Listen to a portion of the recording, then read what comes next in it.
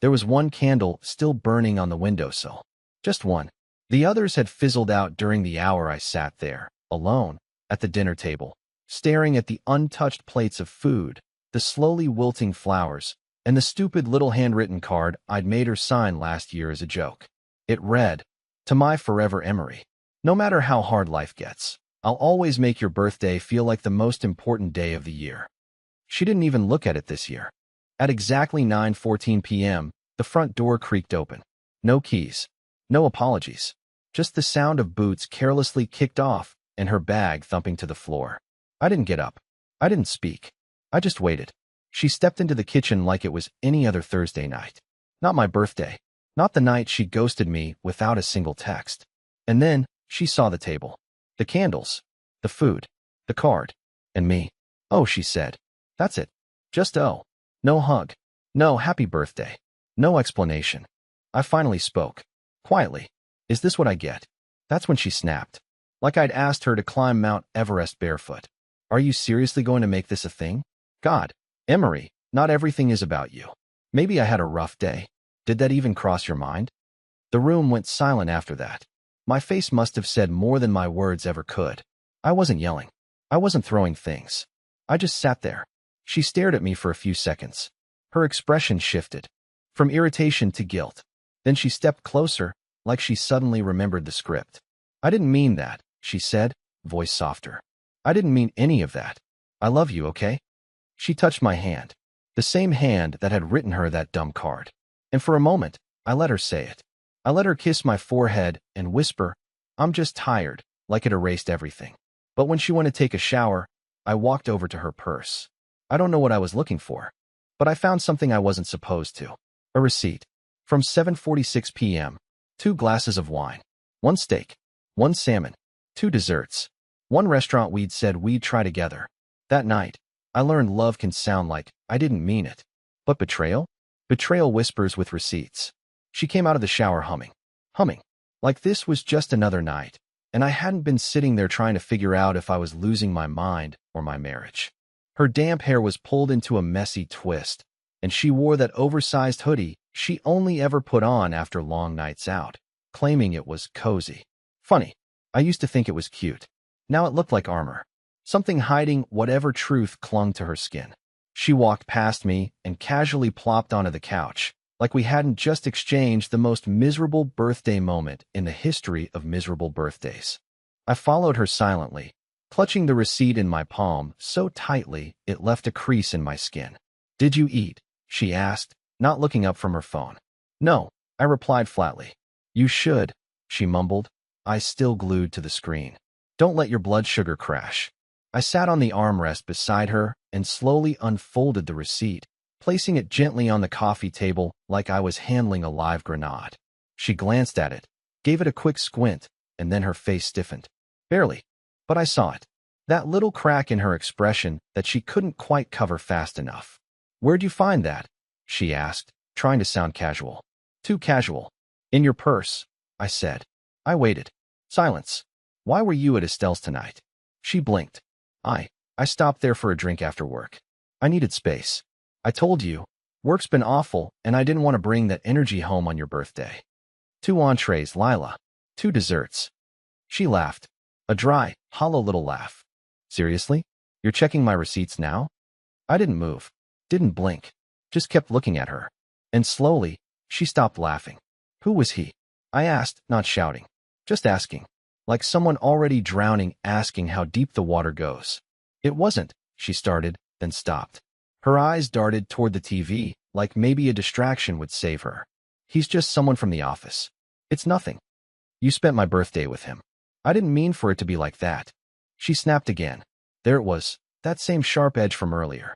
"He just asked me to talk over wine. I didn't think we'd stay that long. I thought I could be back before I noticed." She bit her lip. Not out of nervousness, but calculation. Like she was debating how much to admit before I stopped asking questions. "He's married, Emery," she finally said. "It's complicated." I felt something cold crawl up my spine. That word, complicated. That word only ever means one thing. Betrayal that hasn't been fully confessed yet. I looked down at the receipt again, and that's when I noticed something else. The signature at the bottom. Not hers. Not even close. Sloppy cursive. Mail. She hadn't even paid. You let him pay. Don't be weird about it. She shot back, instantly defensive. It was just dinner. And dessert. And wine. And lies. She stood up fast, like she couldn't take another second of being near me. I told you, I didn't mean to hurt you. You always take things so personally. I needed to breathe. You make it so hard sometimes. I make what hard? I asked, voice trembling now. Loving me. She didn't answer. She just walked toward the bedroom and closed the door. Not slammed. Just closed. Like she was done for the night, and I was some background noise she could mute. I sat there, surrounded by the flicker of the last candle, the untouched dinner, and the echo of her words. It's complicated. She didn't know it yet, but I was going to untangle every inch of that complication. And she wouldn't like what I found. I didn't sleep that night. I just lay there in the dark, listening to the soft hum of our bedroom fan and the occasional shift of her body beside me. She slept like a stone. No guilt. No tension. Just steady breathing, like nothing had happened. Meanwhile, I was staring at the ceiling with my heart thudding so loud I thought it might shake the bed. Around 4 a.m., I got up without waking her and walked into the living room. The place still smelled like cold pasta and melted wax. I sat down on the couch, turned on the lamp, and stared at her laptop on the coffee table. She rarely used it at home, claimed she hated mixing work with personal space. But I knew she kept it there for emergencies. Or maybe just laziness. I don't know. I shouldn't have touched it. I know that. But something had been gnawing at my gut since I saw that receipt. Something deeper than jealousy. Something colder. I opened it. The login screen popped up, same as always. And here's the thing she probably forgot. We made that password together years ago. A dumb inside joke from a vacation we took to Oregon where I got food poisoning from gas station sushi. Tillamook Tummy, 2018. It still worked. When the desktop loaded, I didn't even know where to start. Part of me hoped I wouldn't find anything. That I'd open her email or messages and see a bunch of boring spreadsheets and work notes. Maybe a few Pinterest boards for kitchen remodel ideas or saved Amazon carts. But no, it was all there. Not in her work email. That was squeaky clean. But in a separate Gmail account I didn't recognize. The name on it was her middle name and a number.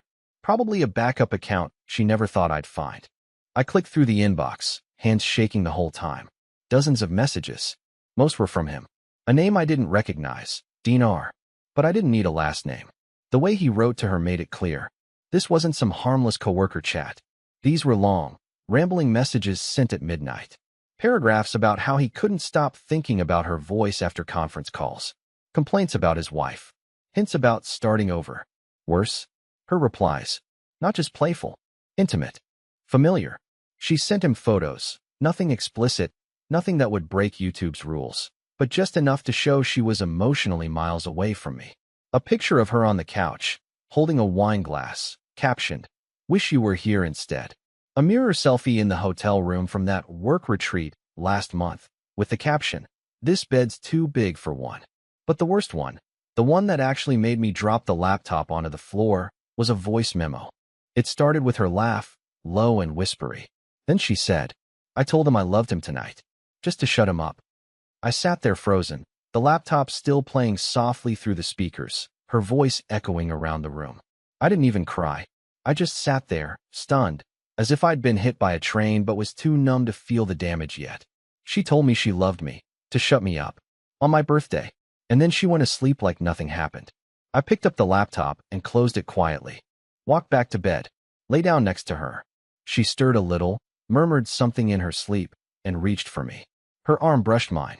I didn't move, because now I knew. Tomorrow, I'd pretend nothing changed. But the countdown had already started. By morning, I had decided two things. First, I wouldn't confront her yet. Not directly. Not until I understood just how deep this went. Second, I was done being predictable. I wasn't going to cry. I wasn't going to beg. I was going to watch, closely, quietly, carefully. She woke up that morning like she hadn't shattered me into 100 pieces just a few hours earlier. She stretched, yawned, gave me a sleepy, good morning, and even kissed my shoulder. A small, automatic gesture that used to mean something. Now it just felt like static, noise she made to keep up the illusion. "Sorry about last night," she said, tying her rope. "I really didn't mean to snap." Let's do something this weekend, yeah? I nodded, smiled even. But inside, I was already working through my checklist. The Gmail account. I'd taken screenshots. Forwarded a few of the worst messages to a secret folder I made under a boring project name. Home Reno Budget 2021. She'd never open it. She hated spreadsheets. While she showered, I slipped into her purse again. I know. I shouldn't have. But I needed to know more. I wasn't just a betrayed husband anymore. I was a quiet investigator, one step behind a woman who thought she was smarter than me. Her phone wasn't there, but I did find something new. A parking stub from 2 nights ago. Not near her office. Not even near downtown. It was from a boutique hotel on the west side. A place known for discreet business stays and rooftop wine bars. She never mentioned any client meetings. I put the stub back exactly where it was. No fingerprints. No signs of tampering. I was careful. That morning, I even made her breakfast. French toast. Her favorite. She smiled when she saw it and said, "You're sweet." And the way she said it, it made my stomach turn. Like I was a pet. A loyal golden retriever who'd sit and stay, even if someone else was scratching behind his ears. I watched her get ready for work. Watched her apply that same lipstick from the night before. That same one that wasn't smudged when she got home after drinks with a friend. She looked in the mirror, turned to me, and gave that warm little smile. The one she used to give me when we were still us. "Big meetings today," she said, slinging her bag over her shoulder. "Wish me luck." "Good luck," I replied, keeping my voice steady. She leaned down, kissed my cheek, and walked out the door like nothing was wrong. The second she left, I grabbed my keys. I had already made a fake client inquiry to that hotel last night. Used a burner email, just in case. This morning, I was going down there in person. I had questions. If she had checked in under her name, I'd be lucky. But even if she hadn't, the timestamp on the parking stub gave me a window. A narrow one, but enough. And I knew how to ask questions politely. How to seem like the worried husband, the one who lost track of his wife's location during a supposed conference. What I didn't expect was what I actually found. It wasn't just her name on the reservation. It was his too. Dinar. The same name from the emails. Booked together. Same room. 2 nights. No work conference attached. I stood in that hotel lobby with a polite smile plastered across my face, thanking the front desk woman for clearing up my confusion, while something behind my ribs started to tear. 2 nights. While I thought she was on a work trip. While I was fixing the leaky faucet in our bathroom and texting her photos of the progress like an idiot. I walked back to my car, sat down, and closed the door. Just sat there. No music. No movement. Just the knowledge that my marriage wasn't cracked. It was rotted through. But she didn't know I knew. And that gave me something I hadn't felt in weeks. Power. She wanted complicated? I was about to become her worst complication yet. I didn't go home right away. I sat in the car across from the hotel for over an hour, engine off, heat on low, watching couples walk in and out, laughing, holding hands, completely unaware that a man was falling apart across the street. Somewhere on the top floor, 2 people, my wife and a man she once introduced as just a coworker, had shared room service and pillow talk while I was at home replacing our hallway light bulbs. That image lived in my head like a virus. I could barely breathe, but I didn't cry. I didn't scream. I didn't call her. I didn't rush into the kind of confrontation that ends with broken dishes and empty threats.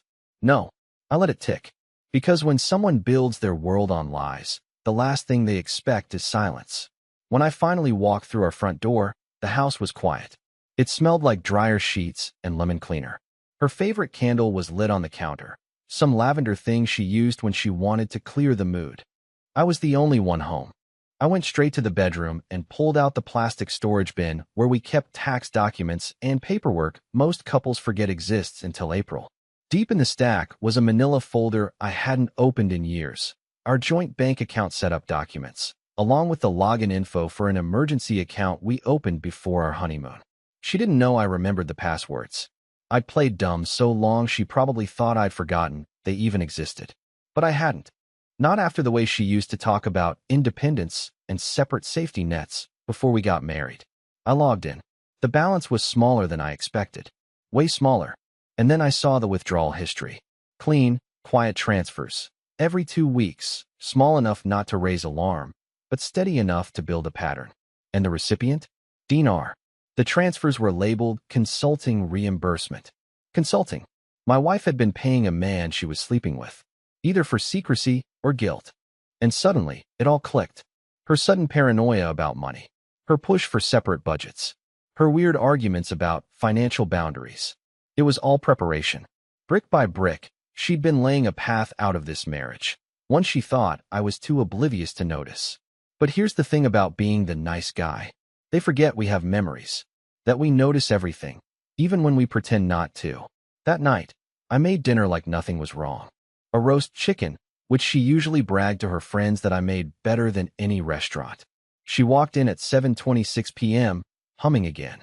Same fake tune. She kissed my cheek like she hadn't betrayed me down to the bones of my existence. I asked how her big meeting went. She said it ran long. She even rolled her eyes and mimicked her boss. I nodded, passed her a glass of wine, and laughed when she cracked a joke about office politics. And all the while, I stared at the woman across from me. This stranger wearing my wife's face. This woman who could lie better than most people could breathe. After dinner, she curled up on the couch and asked if we could watch something light. I said sure. She picked some trashy reality show. I didn't even register the screen. My eyes were locked on her hands. Her smile. The way she giggled at every ridiculous plot twist, like she didn't have one of her own playing out in real time. And right there, with her head resting on my shoulder, I decided I wasn't just going to walk away. That would be too easy for her. Too clean. No, I was going to make sure she watched every single brick of her secret life collapse around her. One quiet, steady move at a time. 3 days passed. I didn't confront her. I didn't change my tone. I didn't say a single thing out of character. And that's what scared her most, I think. Because Lila knew me well. Well enough to notice that the man who used to over-explain every emotion was suddenly calm. Too calm, like a tide pulling back before a storm. She kept asking if everything was okay. "You've been quiet lately," she said one night while brushing her teeth. I told her I was just tired. "Work's been rough?" I muttered. The same excuse she once used to dodge guilt. She accepted it, but I saw the flicker in her eyes. The hesitation. The way her smile didn't reach her cheeks. She was guessing what I knew, and failing. That weekend, we were invited to a birthday party for one of her coworkers. Some guy named Vince, mid-level manager, turning 40. We didn't even like him. She never had a kind word to say about him before. But this time, she insisted we go. "It'll be fun," she said. "It'll take our minds off things." I didn't argue. I said sure. The party was at this rooftop bar downtown. One of those places with string lights and overpriced cocktails that make people feel richer than they are. She wore a deep green dress I hadn't seen before. Said it was new. I wondered if Dean had picked it out. She looked stunning. And for the first time in weeks, I didn't feel anything when I looked at her. Not love. Not jealousy. Just a strange, detached pity. The way you feel when watching someone who doesn't realize they're dancing on a cracked floor. At the party, I met a few of her coworkers, most of whom had that awkward, overly friendly tone like they were trying too hard to act normal. That's when it hit me. They knew. Or at least suspected. One woman, Lila's desk neighbor, I think, gave me this sympathetic smile when Lila walked away to get drinks. I almost asked her then and there, but I didn't. I smiled back, said nothing, and let the silence hang between us. Lila returned with 2 drinks, handed me one, and wrapped her arm around mine. "You doing okay?" she whispered into my ear. "Never better," I replied. She laughed. A high, flirty laugh. Too loud for what I said. That fake kind of laugh people give when they're covering something up. Everyone turned for a second. A few eyes lingered. But Lila didn't notice. She was too focused on maintaining the illusion that we were fine. That was the exact moment I knew what I needed to do. The next morning, while she was out running errands, I went into the basement and dug through an old cardboard box she probably hadn't thought about in years. Wedding stuff. The guest book and used RSVP cards and a USB stick. On that stick were all the raw photos from our wedding photographer. Hundreds of images, including a handful she'd never let me post. "Too personal," she said. "Too for us." But I remembered one in particular. A candid shot. Lila in her gown, looking at me like I was her whole future. I uploaded it. Then I scheduled a post on our shared anniversary date, just 2 weeks away. Public, with a caption that said, 8 years ago, I thought forever meant something. No context. No rage. Just that photo. That look in her eyes. And a clock set to blow the whole thing wide open. Then I called a lawyer. Quietly. Discreetly. Explained everything. He told me I had enough. More than enough. Financial records, proof of infidelity, and now potential witnesses from her workplace. He said we could file when I was ready. I said, not yet. Because Lila wasn't done lying. And I wasn't done watching. The shift was small at first. A missed detail here. An unusual question there. It was subtle, but she felt it. I made sure of that. I didn't scream. I didn't accuse. I didn't even flinch. I just let her twist inside her own head while I adjusted one tiny variable at a time. And for someone like Lila, who built her lies on predictable patterns, my unpredictability was like a crack forming under her carefully curated mask. It started on a Monday. I left the house before she woke up. No note. No text. No usual have a good day message with a dumb meme. Just silence. Then I didn't answer her first call. Or the second. She finally texted around noon. Is everything okay? Where are you? I replied 6 hours later. Busy. All good. She replied with just one word. Weird. Weird. That was rich, coming from her. I kept doing it all week, changing my rhythm slightly each day. I started going to the gym again, but never told her when. I moved some clothes to the spare bedroom, said it was because of my snoring. I laughed more on my phone around her, but never explained why. It wasn't much, just enough to make her look twice. Just enough to remind her that control is an illusion. Then came the real blow.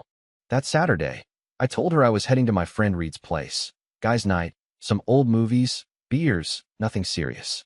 She nodded, said, have fun, with that same dismissive tone she used when she thought she held all the cards. She didn't ask any follow-up questions. She didn't even look up from her phone. And I let her think I was out of the picture for the night. But I wasn't at Reed's. I parked 3 blocks away and waited. At 8:52 p.m., she left the house. Alone. No phone call before. No heads up to me. She was dressed in a way she hadn't dressed for me in years. Heels, hair down, dark red lipstick. The same one she wore on my birthday. I followed her. No, not like a stalker. I didn't need to hide in bushes or wear a disguise. I knew where she was going before she did. When someone cheats long enough, their patterns stop being secrets.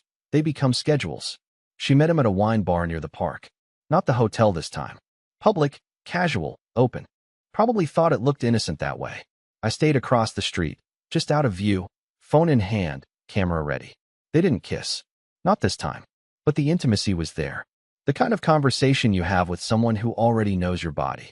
At one point, she leaned over and touched his hand, and I caught the exact second she looked around, paranoid. She checked her reflection in the window next to their table. Not once. Twice. Fast. That's when I knew she felt it. The tension. The shift. Something in her gut was whispering, he knows. But she didn't trust that whisper yet. She brushed it off, smiled, laughed louder. But she kept checking that reflection, like it might betray her. She left an hour later. Alone again. Walked home like nothing happened. The next morning, I made her coffee. French press. Her favorite. I sat across from her in the kitchen, watched her try to hide how tired she looked. You okay? I asked, careful. Didn't sleep well, she said. Weird dreams. About what? She looked up at me. Long pause. I don't remember. That was a lie, and it tasted bitter in her mouth. I could see it. I dreamed we were being watched, I said casually, sipping my coffee. She froze. Just for a second. It was enough. I guess that's what guilt does, I added, smiling. Her laugh came late. Too loud. Again. Just like at the party. She was slipping. And now that she was on edge, it was time to give her a push. It happened exactly how I wanted it to. Slow, quiet, and devastating. No screaming. No dramatic fight in the kitchen. No begging on the floor. Just a single moment. Deliberate, surgical, final. It started with the envelope. Our anniversary came 2 weeks later. That morning, I left her a white envelope on the kitchen table. No note. No fancy card. Just her name on the front, written in my handwriting. When she walked in and saw it, I was already dressed, standing by the door, keys in hand. She smiled like she thought I'd finally moved past the tension. That maybe I was trying to make things right. She opened the envelope without hesitation. Inside was the photo. The photo. That candid wedding picture from the USB stick. The one where she looked at me like I was her whole world. I'd printed it in black and white. On the back, I'd written 7 words in neat, even script. You looked at me differently back then. That was it. No confrontation. No list of what I'd found. Just that picture and that sentence. She stared at it like it was a puzzle she couldn't solve. Her hands shook. Her smile faded. Her mouth opened, but she didn't say anything. Because deep down, she already knew. I'll be out for a while, I said casually. Don't wait up. She called after me. Emery, wait. What is this? Where are you going? I didn't answer. I just walked out the door. That afternoon, the scheduled anniversary post went live on social media. That black and white photo. That same caption, 8 years ago, I thought forever meant something. Comments started pouring in from friends and family. Confused. Concerned. One of her co-workers even DM'd me. About time. Later that evening, I returned. Not to the house, but to the apartment I'd quietly leased a week earlier. Fully furnished. 1 bedroom. Clean slate. I had already moved most of my essentials when she was out at work. The rest, old suits, a couple mugs, my books, were boxed and waiting in the trunk. But the real twist? She didn't come looking for me right away. No, she waited 3 days. And then she showed up, not at the house. At my new apartment. I don't know how she found the address. But she was standing outside the door, pale, quiet, holding that same photo. I deserve this, she said softly. I deserve worse. But I had to say it out loud. She looked up at me. Her voice cracked. How long did you know? Long enough, I said. I messed everything up, she whispered. But I never stopped loving you. I looked at her for a long time. And for the first time in weeks, I didn't feel anger. I didn't feel revenge. I felt done. I stopped, I said. I don't hate you. But I stopped loving you the second you chose someone else on the night I was supposed to matter most. Tears welled in her eyes. She tried to speak, but no words came out. Just a quiet sob, the kind that shakes you but doesn't make a sound. And I let her cry, but I didn't hold her. Because I wasn't hers anymore. And that was the most peaceful feeling I'd had in years. She left. She didn't knock again. And me? I rebuilt. It took time. But peace came. New routines. New people. New joy. A year later, I met someone who didn't flinch when I got quiet. Who didn't twist guilt into silence. Who actually remembered my birthday. And not just remembered, but made it hers too. And on that birthday, while I blew out candles in a room full of laughter, I looked around and finally realized what Lila had accidentally given me. Freedom. She broke the version of me that would have kept forgiving. Kept waiting. Kept hoping. And now, I don't wait to be loved the right way anymore. I am.